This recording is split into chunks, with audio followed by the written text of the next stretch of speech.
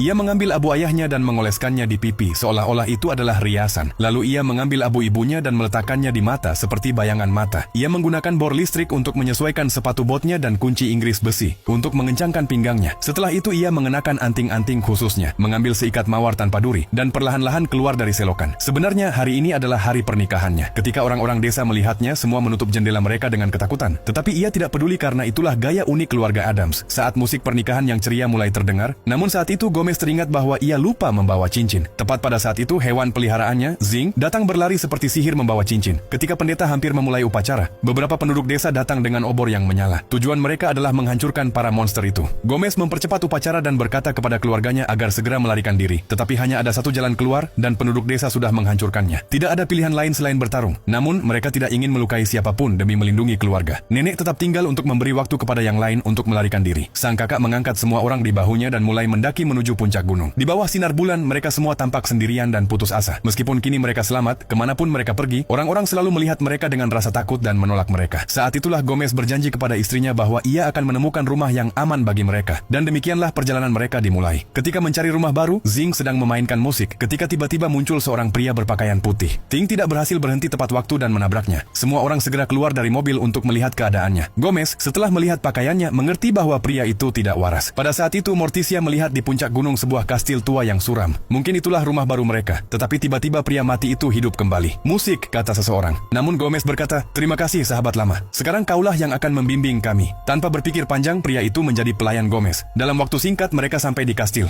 Gomez memecahkan segel dan membuka pintu. Tempat itu menyeramkan. Tetesan darah menetes dari dinding. Siapapun pasti akan ketakutan dan kabur. Tetapi keluarga Addams menyukai rumah seperti itu. Jadi mereka memutuskan untuk tinggal di sana. Tak lama kemudian lahirlah dua anak aneh. Putri sulung mereka diberi nama Rabu. Ia suka tidur di bawah tanah. Jika roh pohon tidak membangunkannya setiap pagi, mungkin ia sudah mati berkali-kali. Adiknya, Pugsley, bahkan lebih menyeramkan. Hal yang paling ia sukai adalah mencoba senjata rakitannya sendiri pada ayahnya. Kedua bersaudara itu sangat akrab. Cara Rabu menunjukkan kasih sayang adalah dengan mengubur Pugsley hidup-hidup. Dan begitulah keluarga Addams mulai hidup bahagia di kastil menyeramkan itu. Semuanya berjalan baik sampai suatu hari kabut yang menyelimuti kastil itu menghilang dan tampaklah sebuah kota kecil nan indah. Pada saat yang sama, agen properti bernama Margot sedang menunjukkan rumah baru kepada para klien. Ketika ia membuka tirai, semua terdiam. Di hadapan mereka, di atas gunung, berdirilah kastil menyeramkan itu. Margot pingsan karena takut. Setelah kastil itu terlihat, keluarga Addams memutuskan bahwa sudah waktunya menunjukkan kepada penduduk desa bahwa mereka tidak berbahaya. Namun begitu mereka terlihat, semua orang ketakutan. Saat melihat Pugsley minum air dari tanah seperti seekor anjing, mereka panik dan lari. Sejak itu, para penduduk desa mulai menganggap keluarga Addams sebagai monster. Keluarga Addams